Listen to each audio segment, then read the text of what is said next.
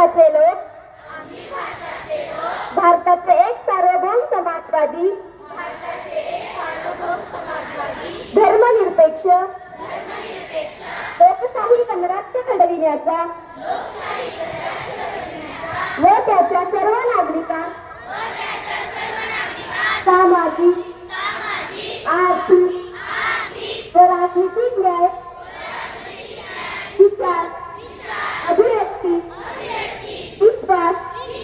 श्रद्धा व उपासना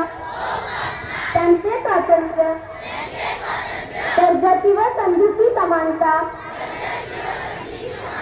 निश्चितपणे प्राप्त करून देण्याचा आणि त्या सर्वांमध्ये व्यक्तीची प्रतिष्ठा व राष्ट्राची एकता आणि एकात्मता यांचे आश्वासन देणारी बंधुता प्रवर्धित करण्याचा संकल्पपूर्वक निर्धार करून आमच्या संविधान सभेत आज दिनांक 26 नोव्हेंबर 1949 रोजी याद्वारे हे संविधान अंगीकृत आणि अधिनियमित करून